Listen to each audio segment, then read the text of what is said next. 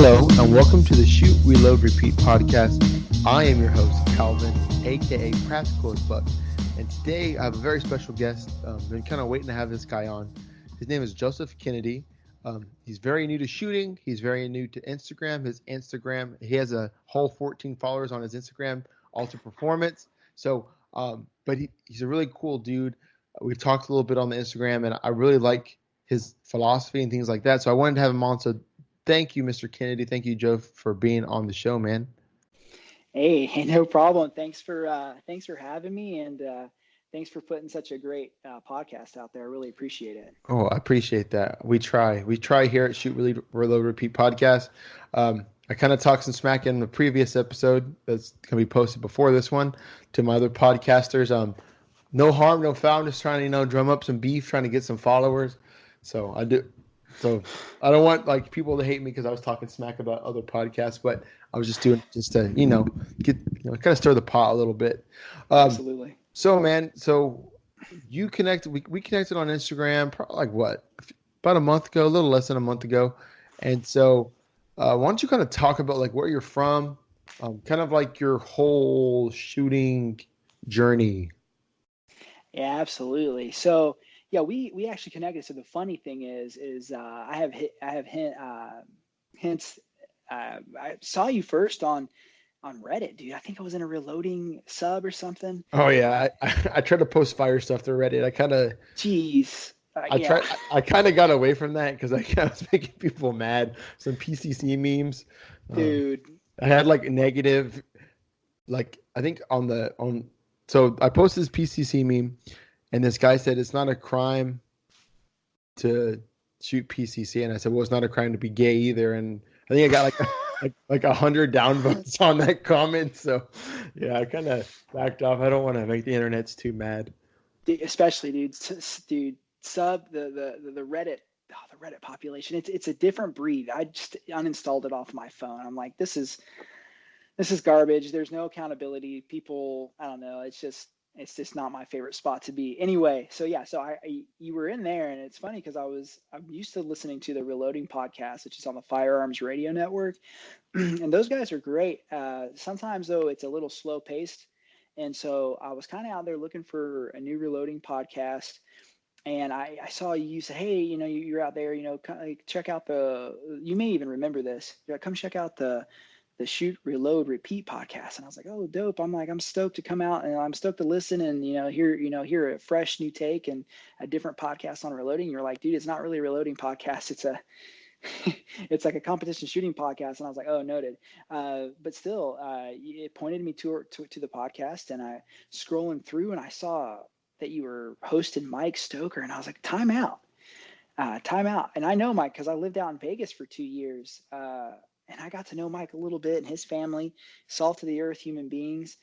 Mike is probably one of the hardest working dudes I've ever met. And honestly, probably one of the kindest dudes I've ever met. He's just, like I said, salt of the earth, cool guy. And I went through and I listened to that podcast. And to jump into that intro you mentioned, I coming from California, Zero Down 2 Alpha story is kind of similar to mine. I hope I have his Instagram handle right there. Is it 2 Alpha 0 down? 2 Alpha 0 down. 2 Alpha 0 down. Yeah, Devin's a cool dude. Yeah, I really enjoyed listening to his to his spot there on the podcast. And so, coming out of San Diego, California, very oppressive gun laws out there. The sheriff wouldn't issue. CCWs or LTCs or CHLs out here.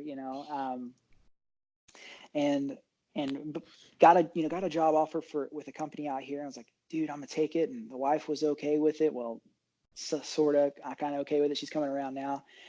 So we move out here, and dude, first things first, man, I get that LTC and I'm loving life. And was like, you know what?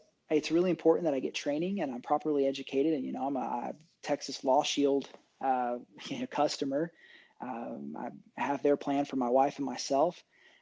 For one of their Texas Law Shield CCW plans or LTC plans.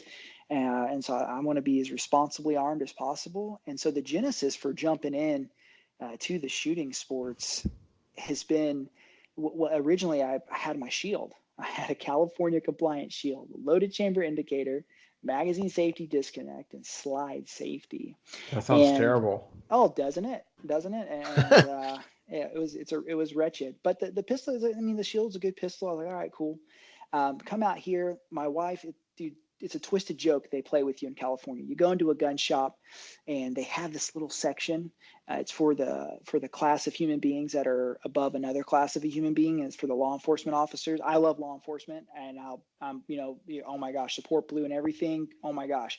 But in the state of California, everyone's not created equal. And if you're in the law enforcement class, you can own whatever gun you want. You don't have to adhere to their roster bull crap. And so we walk in there and we're looking at the Glocks, and my wife historically is chunky Glocks, stupid Glocks. And I haven't, whatever Glock, like Smith & Wesson's kind of my deal. Whatever, I don't get it. And so she reaches down and she's like, "Sir, can I see this pistol?" He's like, "Look, this is a law enforcement only pistol." And it was a baby Glock 42.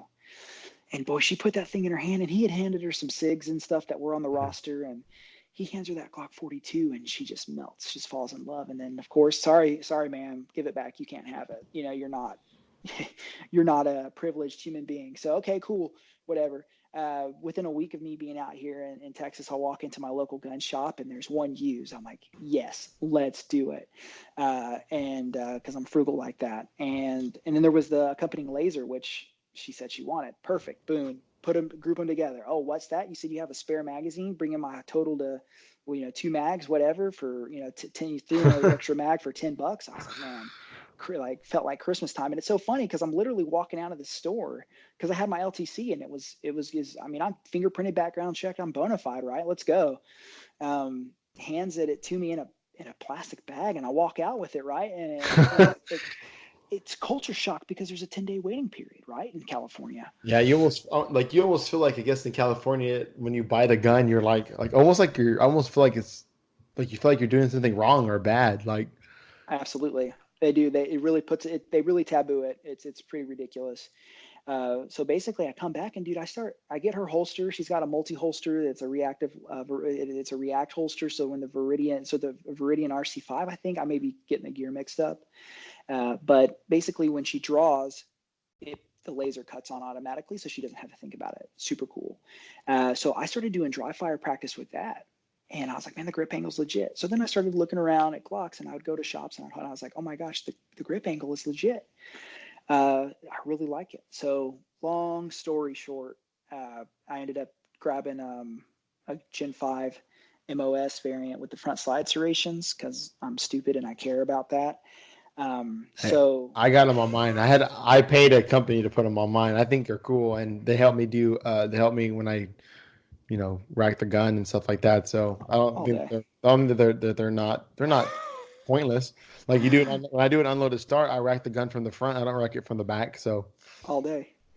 Yeah, but I know some people beef on those. Anyway, so with the shield, the first thing I started doing, I was like, look, you know what? I started researching USPSA, started researching IDPA, and I was like, you know what? International Defensive Pistol Association, they focus on everyday carry stuff. And I went to my first match. I drew, and I'm lucky I read the rule book from start to finish because that's the kind of dude I am. Before I went in advance, and I'm like, oh, well, appendix is out of the question. So I slid it around strong side, and I shot my first match inside the waistband, and my concealment garment was my t-shirt.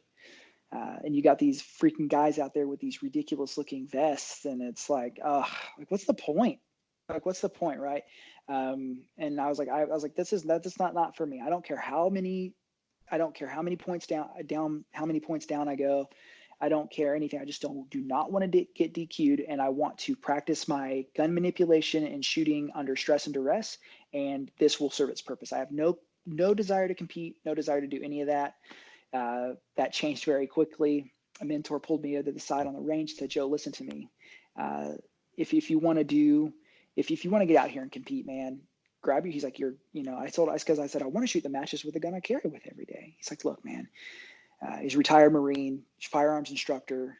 He's like, look, man, he's like, whatever pistol you get and you practice out here, it's going to translate. Okay. It's going to the skills you develop here and the skills you train with and do other types of training, it's going to translate. So just get yourself a Glock 17 and and get yourself a nice OWB outside the waistband holster and come out here and have some fun. And that's kind of when it bit me. I was like, you know what? Yeah, no, it's because I started it. I was like, I'm going to get a Glock 43.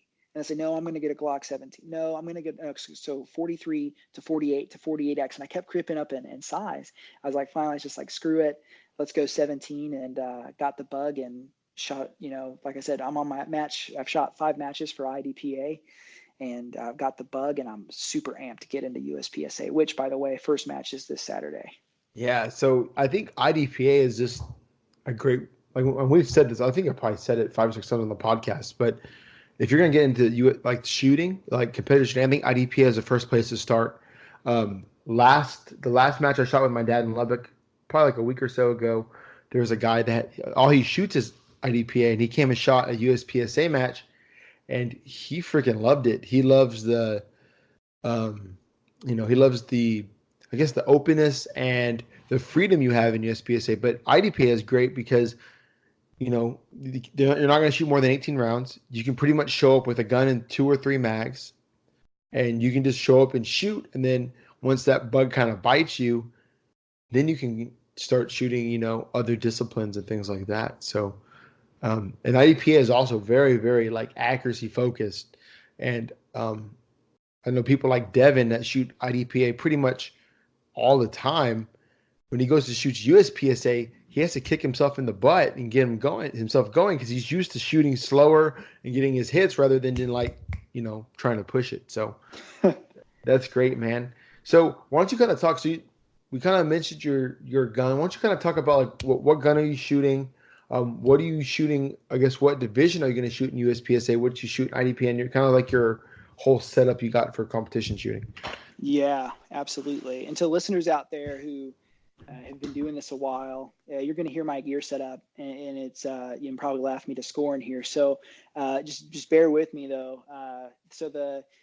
As you mentioned there, I've got the Glock 17 Gen 5 front slide serrations, the MOS variant. I refuse to put a dot on her. Why?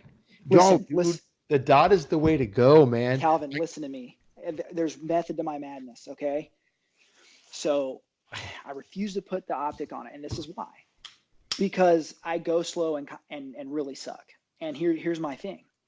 I want to master the irons, and I told myself, I said, Joe, you're going to get this pistol, and you're going to be super tempted to gooch it out. Gooch is probably a bad word. We're going to go with we're going to keep the full word. We're going to say you're going to want to Gucci it out, right? As a Californian, I'll shorten some stuff up, and I'm like, gosh dang, this podcast just turned X-rated. God dang. Joe, please don't Gooch out your Glock, bro.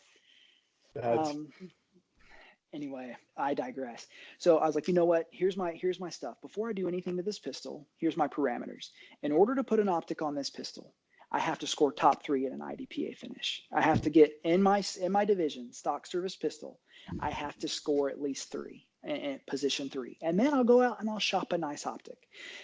In order to do any work to the trigger, I told myself I need to get at least a top 10 finish, but I don't think I'm doing anything to the trigger. I don't know. That'll probably all change once I get into the hustle and sprint of USPSA. You really don't need to change the sprint. Like I have a Terran kit in mind, and it's freaking bad. It's awesome. That's awesome. Cool. Well, then that sounds good. So it's probably just a trigger thing. But anyway, But I respect that. I respect that you're setting these goals for yourself, and you're like, you know what? I'm just jumping right into it. I'm gonna set these goals. I like that. Yeah. So that's where I'm at. So the holster that I'm running, tag them in the show notes, dude. We the People out of Las Vegas, Nevada. Now, this is one thing I'll tell you: the holsters are they're not going to be your Red Hill Tactical. They're not going to be your what's like your Blade Tech kind of deal. Your Gucci type holsters are your top. Yeah, they're just not. But they're providing affordable quality holsters at like $35-$40 a pop. I can't fault them for that. Yeah, that's not a bad price. I got 2 kids, and and I've got, I've got bills to pay. Right. And so the whole thing with getting into the shooting sports was just trying to make it affordable. Right. So my setup is not expensive, and I've got some run of the mill mag carrier, right. Off of Amazon. I think it's like a Scorpion or something. So nothing name brand or anything, no name recognition. Actually, my everyday carry, my appendix holster is a Axis Slim from Tier 1. And I mean, I spent some money on that thing just because I'm a cult follower of John Lovell, and I do what he tells me. Just kidding. No, I just heard rave reviews, and I researched, and I said I want my everyday rig to be what I spend money on initially. And then here's my thing is I suck. Like I'll be the first person to say that. And I even talk about this in my introductory video of why I call myself Alter Performance. My thing is I suck. I've been doing this 5 months. I'm not going to sit here and pretend I'm fast, and I'm not going to sit here and pretend I need my gear's going to make me fast. I think that's ridiculous, and not speaking for anyone but myself. So yeah, that's my gear setup. Okay. Yeah. I think that's good, man. You got to start somewhere. And I agree. Like your gear isn't going to make you better, but it sounds like you are buying quality gear. Like you're not going and just, buying like crap off Amazon. Like you got to be very careful what you buy on Amazon. Black Scorpion gear, they actually make pretty decent stuff. This dude I follow on Instagram, Tony Cowden, he shoots open and stuff, and he uses Black Scorpion gear. So yeah, that's good, man. Because I made the mistake when I first started shooting of I just bought not crap. I just bought like stuff that wasn't up to par or stuff that wasn't right. And so I've learned like, hey, just buy the stuff that you need. And I kind of get this. I kind of learned it from my wife. I'll give her the credit because sometimes I can be very impatient. I tell my wife I'm not a doctor. I don't have a lot of patience. Or I don't have any patience. I'm not a doctor, and I'll just buy what'll work for the moment. And so I think it's kind of like one of those things that's, buy once, cry once. Like buy something that's going to last you, and then eventually, you can upgrade to like the belt I ran. I've had it for 3 years. It's a Midway USA belt. It's like a $20 belt. And when I got it, the thing was super rigid. And it still works very well. But now that I'm being a little bit more serious, I'm going to try to look to upgrade a belt that's going to last me probably the majority of my shooting career. So yeah, that's good, man. And I like the way that you think about like, hey, before I, put the dot on my gun or do any upgrades, I need to hit this goal because that's going to motivate you to get out there and practice and to shoot your matches well. And I like that. I really do like that. That's a great way for people to think, because I guess when I first started, I was like, you know what, I wasn't smart. I didn't buy the Gucci stuff, but now that I'm taking myself a little bit more seriously, I am like, you know what, I'm going to buy a nice optic. I'm going to buy a nice holster, nice mag pouches. That way, it's like one less thing I have to worry about. That's the way I view it. Like, I'm going to buy myself a nice holster. I'm going to spend a little bit of coin on it because I know that it's going to be good. I'm not going to have to worry about it falling apart or breaking on me during the match. It's like one less thing that I have to think about all day. So for sure, that's good. Sense. So you said you shot 5 IDPA matches. That's and right. You're getting ready to shoot your first USPSA. So let's talk about that. So what are some of your thoughts? Like, how are you feeling about shooting your first USPSA match? Oh boy, can of worm city right there. My wife was making fun of me in the car because I'm registering in the back seat of my brother-in-law's cars. We're coming down from back from downtown Austin, and freaking one spot left on practice score, and I'm like, I'm giddy. I'm giddy, man. I'm fired up, right? My thoughts are this. So I understand that USPSA is speed centric, accuracy supported. I understand that IDPA is accuracy centric, speed supported, right? I think I got that right. Yeah, USPSA speed pretty centric. much. So for the most part. And so when I've been listening to the podcast, as I've been doing some research on YouTube and just watching stuff, just trying to get acquainted and try to understand, the differences. I always thought and please, I'm not, this is just my opinion. I, probably piss a few people off, but I kind of think major and minor power factor is stupid. I should, let me qualify that and give some context. I think it's stupid from I think it's kind of like FUD at the gun shop telling you 45 ACP is super dope because it's a bigger round. I think it kind of it's kind of that for me. It's why are we scoring higher for greater power? And I understand because it's a harder gun to manipulate. But what happens is you get folks in major power factor, and Calvin, call me out, dude, on this, right? Counterpoint me here, but I feel like you get you get up to major power factor, and then you just soup up the gun, and it mitigates a lot of the recoil. So now you're getting your accuracy is allowed to slump, right? You can get some bravos, whereas tomorrow on Saturday, I mean, I'm shooting 9mm, which, correct me if I'm wrong, minor power factor, Mm-hmm. right? Unless you shoot an open gun, but yeah. Yeah. So from what I understand, I don't shoot major power factor. A guy that I've heard talk about on podcast is Kenny Platt. Kenny Platt lives out, I think he lives in Boise, Idaho, somewhere out there. He's on the Make Ready podcast. Great podcast. If you don't listen to it, go check it out. Those dudes are funny. Awesome. But I have a better upload schedule than they do. Just saying.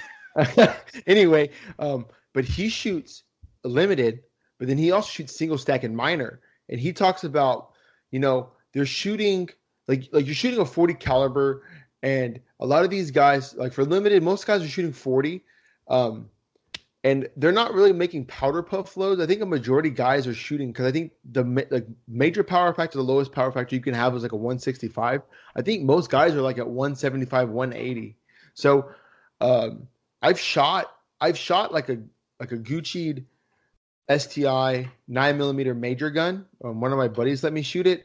And yes, with the open gun, the major scoring is a little BS, but it allows them to shoot faster. And with the open gun, with the the comp, the dot, the not the rail mounted, but the frame mounted dot, so it's not moving, the gas pedal. You could make some really tough shots, like some shots that even with me shooting carry optics, I wouldn't even take. Because I am shooting minor. Sometimes I wish I did shoot major, because I'll go on practice score and I'll change my thing to major, and I'm like, holy crap, those like 7 Charlies I had, they wouldn't have hurt me as bad. Yeah.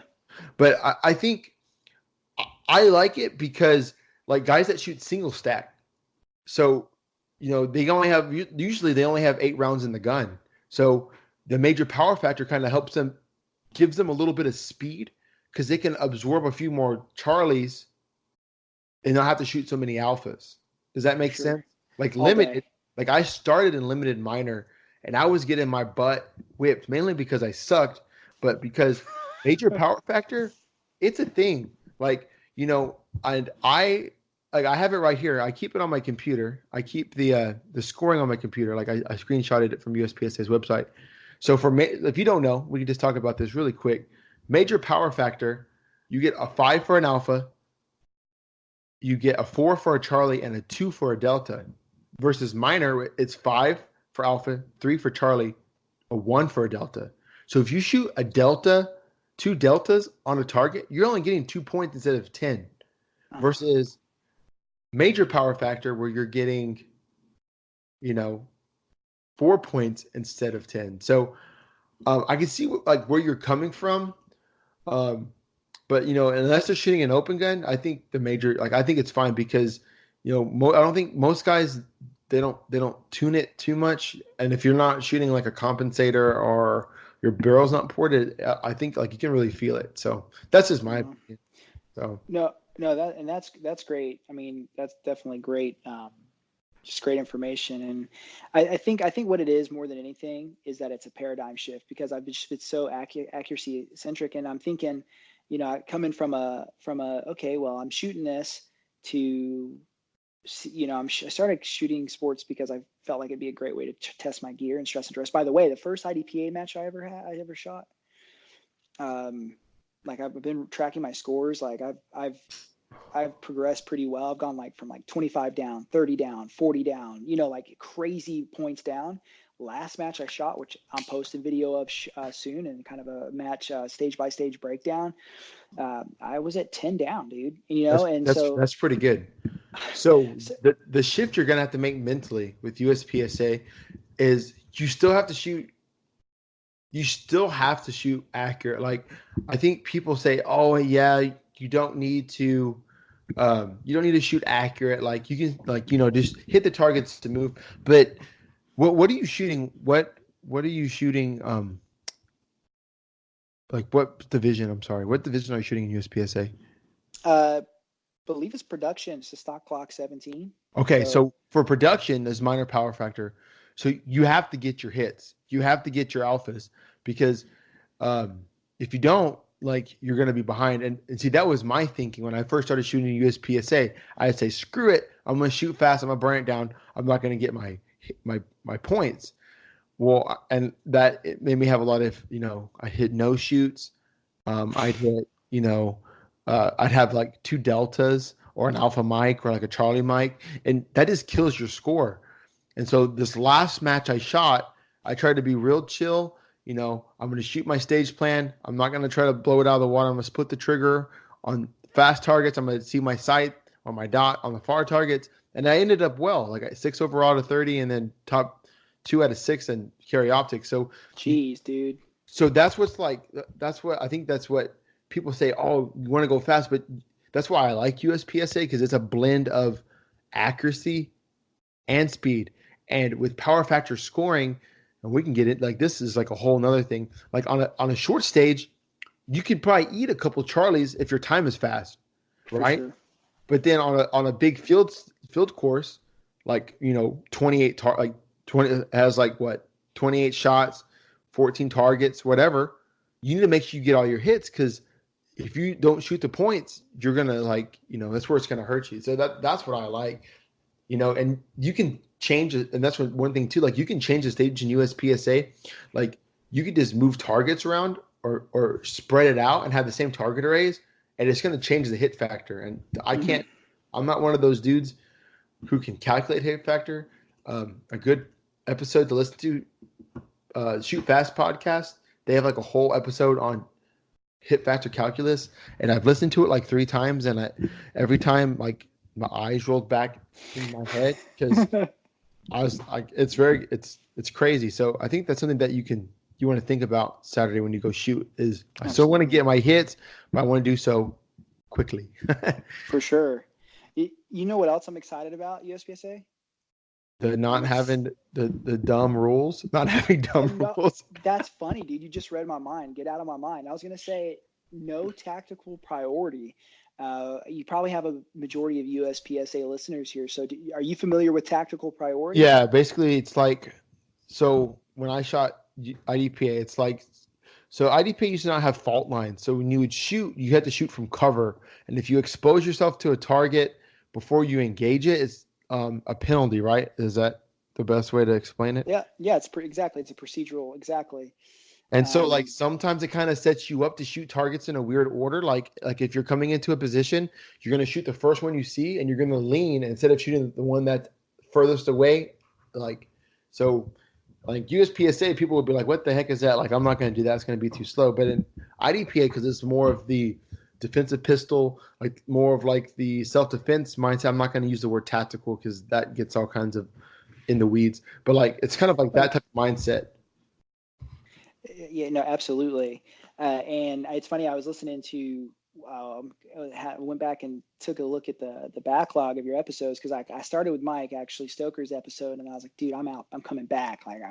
And actually, some of my favorite episodes are when you got your pops on. Listening to him talk, man, it's like I feel like, oh man, this dude's not my dad, but it feels like it for a second, Yeah, he's a cool dude. Old man Leatherwood, no, cool dude, and no,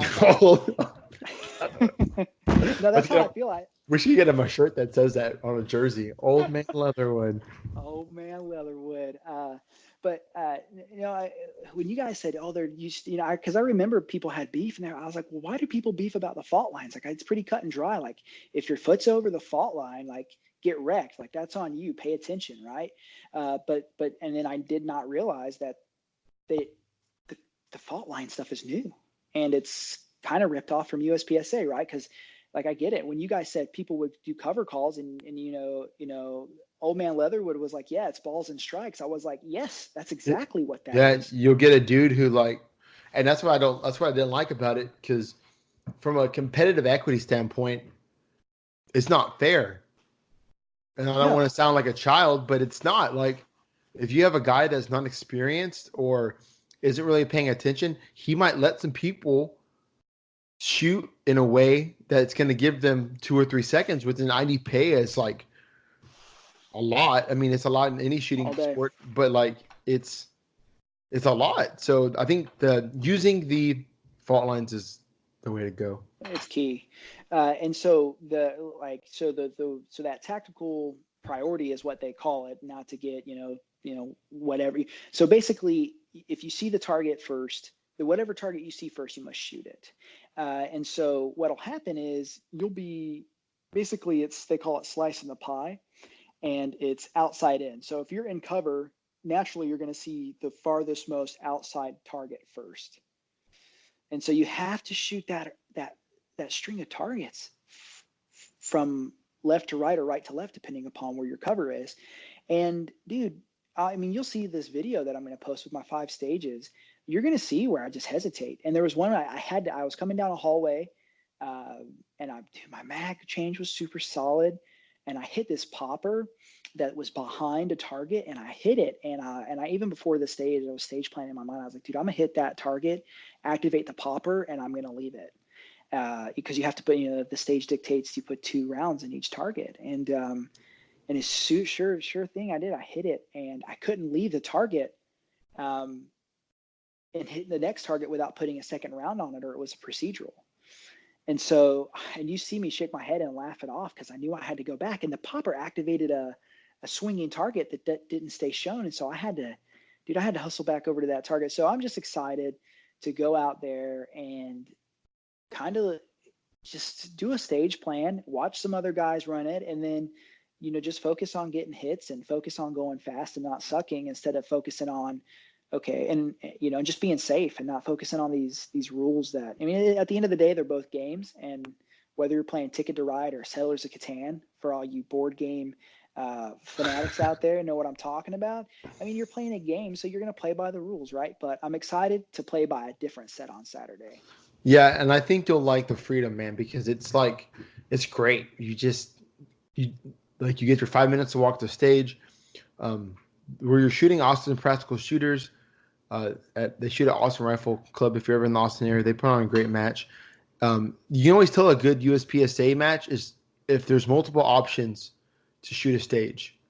That's what I really like about like good stages, is there's probably more than 4 or 5 ways to shoot a stage. Like on last week or week before, when I shot that match with my dad, they had a stage from USPSA Nationals from 2017, and me and him wouldn't walk stages before, and I really had no idea how I was going to shoot it.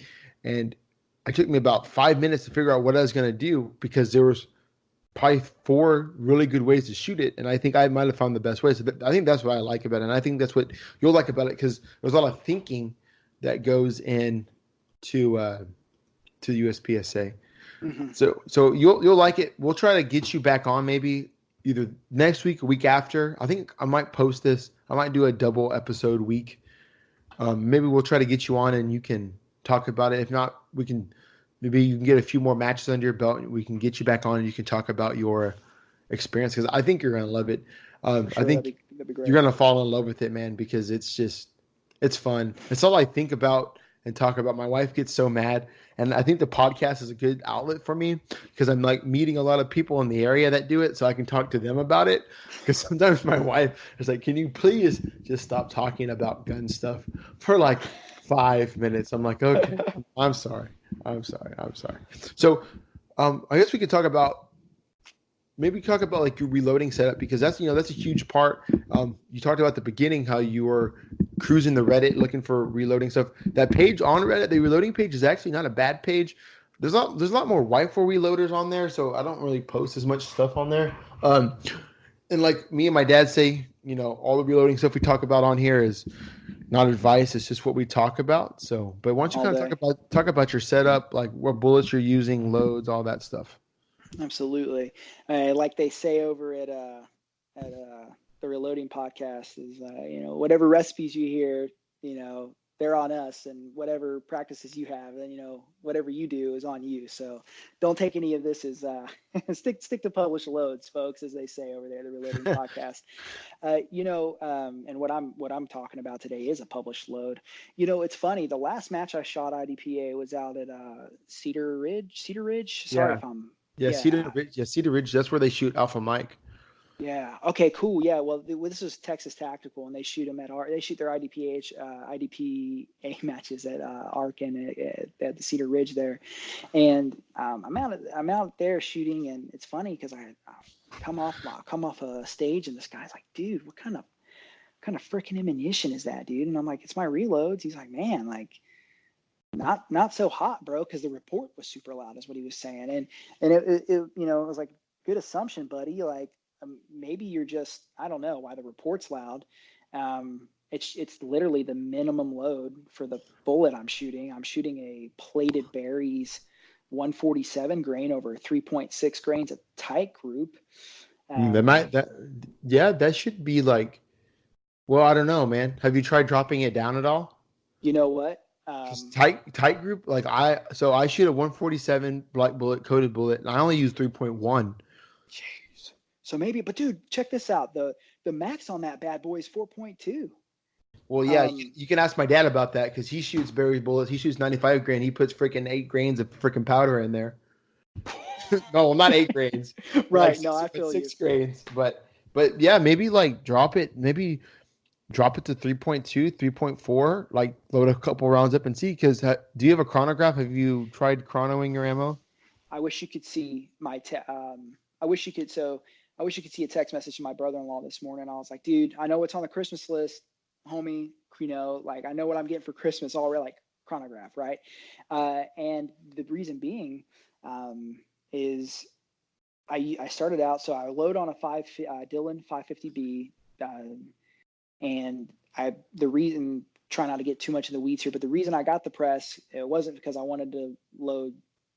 I wanted to load because there's misnomers out there about reloading, but I'll just keep this short and say I saw the way that the ammunition laws were going in the state of California, and I'm not about to be background checked for ammunition. Not happening. Sorry, I'm not going to be treated like a criminal. That's crazy.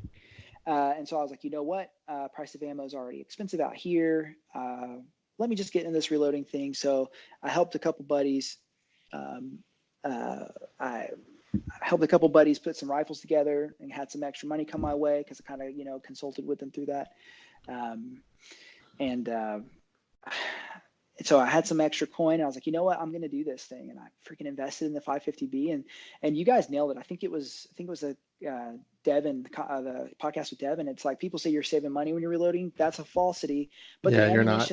The ammunition I can reload right now, the quality of ammunition that I can reload is far and away, for the price that I reloaded at, is far and away, like, yeah. So if we could somehow do the numbers on the quality of ammunition and the equivalent that I would buy to get that in the store, maybe if we did the numbers that way, maybe I am saving money. So I got in it. I was shooting a lot of rifle, and they were like, "Dude, you need a chrono." I was like, "Look, the paper's going to tell me if my ammo is good." And dude, I was shooting, dude, the 5.56 I was loading, dude. Oh man, the BLC2. With like some, just, dude, I was reloading ridiculously accurate ammunition for a standard battle rifle, like standard AR-15 with a 16-inch barrel. Dude, I was sub MOA, dude, at 100 yards with wow, 50. I'm telling you, I'm like, that's pretty good. Thanks. And so I was blown away. So anyway, so now here, and I bought 9mm dies too, because I was like, I'm doing it. So I had 223 dies and 9mm dies, and so we arrived at Competition Joe. And now I'm just ready. I saw your square deal, and I was like, man, that thing would be nice just to have 9mm set up all day on that thing. Yeah, but the 550. I almost bought the 550, but I don't have the space for it. Yeah, it's a big press, dude. I mean, it is kind of bulky. Definitely not as bulky as its bigger. Well, now the big sister 750. The 750 now, dude. Yeah. The pro shop has the 750s in. I saw that on Ben's Instagram. At any rate, so I was like, you know what, let's do that. I went with the 550, whatever, and then be nice to have the square deal set up. And so I was like, okay, I don't need a chrono because the paper's going to show me if my ammo is quality. Well, now with shooting, now that I know I'm entering USPSA, I want to know the velocity that I'm getting, right? And I want to see, it's a data point that I need to collect. So the chrono's coming, and the chrono's on its way, come around when Santa Claus decides he wants to stop by in December. And then we'll start chronoing my stuff there. But yeah, maybe I am hotter than, I tried to go with a min load on that, and maybe I can titrate it back, and maybe I'll do that. And sometimes when you look up those loads, like on Hornady or wherever you get them, like my dad, we looked on Hodgson's website, and sometimes, like those loads are hot. So there's a Facebook group that I'm a part of that's like a reloading group, and like I'll just jump on there and I'll be like, hey, I'm shooting this coated bullet 147 grain out of a Glock 17. What is this? Some load data. And people will just comment things like overall length and everything. And I think what's great about living when we do now with the internet is there's so many resources. And of course, you have to be careful. Like, you don't want to go and put 20 grains of tight group in your cartridge, which you couldn't even do. It would fill it up. You could probably put about 9 grains. It'll blow your gun up. Compressed load, 9mm compressed load with 6 grains of tight group. My dad's loads his old loads are pretty close to that. They're pretty freaking hot. So I think that's what's great, man. And you're right about the reloading. It doesn't save you money, but it allows you to shoot more often and allows you to shoot better ammo all day. Because I was shooting, white box when I would go to matches. Like, I try to buy the 124 grain, and that's like $30. I can make 1,000 rounds for close to $120, and I'm making ammo that's tailored to my gun. I've gone out and tested it. I pretty much fit my overall length to my barrel, my Glock, and it works great for me, knock on wood. And I had some problems. I made some mistakes. Like, I'm not a doctor. I don't have patience, but I learned the hard way with a few squibs and some bad ammo. I had I loaded about 1,000 rounds of blue bullets, and I went to an AASA match, and I had 2 squibs. I had a squib. We beat it out. The same stage had a squib. So pretty much all that ammo I threw in my practice bucket. It was kind of hurt me because it was about 1,000 rounds. I didn't throw it away. I ended up shooting it in practice, but it's learning. But man, it's great because you can, like, I shot every month, a match every weekend in July, and if I was buying ammo, there's no way I could have done that. But when you have 3,000 rounds of ammo just sitting around, it's all been case gauge, it's all good to go. Like, it's great. You just grab it, throw it in the bag, and go. So it's great, man. So we're kind of nearing the end here. We've talked about a lot of great stuff. Is there anything you want to add before we kind of jump out of here? Yeah, you know what? First and foremost, thank you for having me on. It's always a laugh to get on there and see what you're posting via the gram, and to see that you I have like several little mantras that I try to live life by, and one of those mantras is step into the arena. And there's that old Roosevelt quote, like, paraphrasing, don't be among the cold and timid souls that don't know the taste of victory or the feeling of defeat. And that's completely paraphrased, right? But step into the arena. That would be, if there's any new shooters out there that are contemplating getting into the shooting sports, my gosh, do it. I tried getting into golf, and it's I played golf in high school, and my dad tested this, and we kind of talked about it on that last episode. I suck at golf. I can't do it. Amen. I worked at golf courses with like free rent. I can't justify 4 hours of my time. Yeah, to practice golf is a lot of time. Like, with shooting, you can go. I mean, you can spend some time shooting and practicing, but like when we get off this, I'm gonna go and dry fire 15 minutes. 15 minutes dry fire. And will it make me a GM by tomorrow? No, but it'll make me better in the long run. So I think that's what I like about it. You don't have to go and spend an afternoon, doing, working on chipping or putting. You can just go. You can go out. You can shoot. If you're by yourself, you can shoot like in 30, 40 minutes, maybe an hour, and then you're good to go. Right. So if I'd shoot PCC if I wanted the golf equivalent in shooting sports. So, you know what I'm saying? Like, just kidding. There's like, I just wanted to throw shade on PCC for a second. You shoot. Yeah, I feel like this is becoming the PCC hate podcast, and I'm cool with that.